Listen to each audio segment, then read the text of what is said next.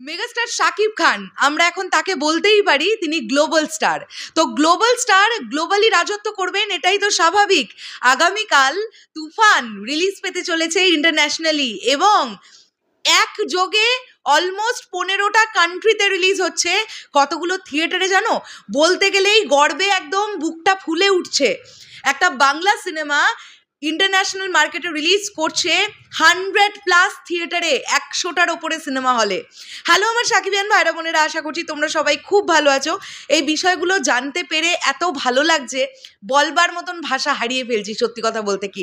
এবং এই প্রথম এক পোস্টারে আমরা তুফান সিনেমার সমস্ত মুখ্য চরিত্রগুলোকে একসঙ্গে দেখতে পেরেছি, এবং প্রোডাকশন হাউস যেভাবে প্রমোশন করছে, জাস্ট দারুণ লাগছে এই বিষয়টা দেখতে। তিনটে প্রোডাকশন তিনটে প্রোডাকশন হাউসের মতন করে প্রমোশন করছে। চরকি তারা তাদের মতন করে, আলফা আই এর মতন করে, এসবিএফ এর মতন করে। এই পোস্টারটা তোমরা দেখেছো?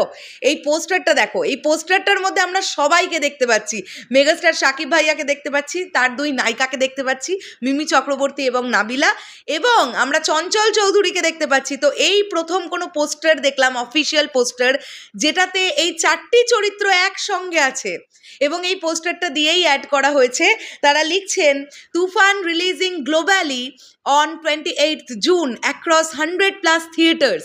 Australia, UK, USA, Belgium, Sweden, Spain, France, Portugal, Canada, Netherlands, UAE, Oman, Bahrain, Qatar. ভাবতে পারা যাচ্ছে না, জাস্ট এত আনন্দ হচ্ছে। আমি শুধু সেই অপেক্ষায় আছি যে কখন আন্তর্জাতিক মার্কেট থেকে একটা শো ভাঙার পরে পাবলিক রিয়াকশনটা বেরোবে, যে তাদের কেমন লাগলো তুফান দেখে। এবং ইন্টারন্যাশনালি মার্কেটে মানে আমরা যদি দেখি যে অস্ট্রেলিয়ার দিকে তাকাই, যে অ্যাডভান্স বুকিংয়ে অলমোস্ট 50 লাখ টাকার বেশি টিকিট বিক্রি হয়ে গেছে অ্যাডভান্স বুকিংয়ে, তাহলে অস্ট্রেলিয়া থেকেই 1 কোটি টাকা। এই যে যতগুলো কান্ট্রিতে রিলিজ করলো, কম বেশি যদি মোটামুটি 1 কোটি 1.5 কোটি এরকম করে করে কালেকশন আনতে পারে না, তাহলে ভাবতে পারছো ইন্টারন্যাশনাল মার্কেট থেকে তুফানের কালেকশন কি দাঁড়াবে। কেবলমাত্র বাংলাদেশ থেকে প্রথম 10 দিনে এই ছবিটার আয় হয়েছে 25 কোটি টাকা।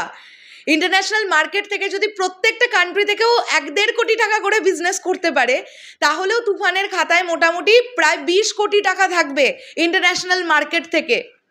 আমি খুব কম করে বললাম, মানে খুব মিনিমামটা বললাম, এত অল্প হবে না আমি জানি।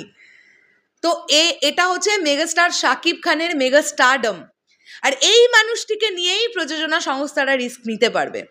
আর তুফান আমার মনে হয় সবচেয়ে বড় রিলিজ মেগাস্টার শাকিব খানের ক্যারিয়ারের।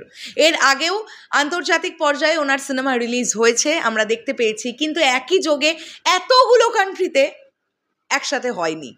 খেপে খেপে হয়তো হতে পারে, বাট একসঙ্গে এতগুলো কান্ট্রিতে এর আগে হয়তো হয়নি। আমি যদি ভুল বলি আমাকে তোমরা কমেন্ট বক্সে রেকটিফাই করিয়ে দিতে পারো। শেষ করলাম ভিডিওটা, দেখা হচ্ছে আবার খুব শিগগিরই নতুন কোনো ভিডিও নিয়ে। তাহলে এখনের জন্যে টাটা।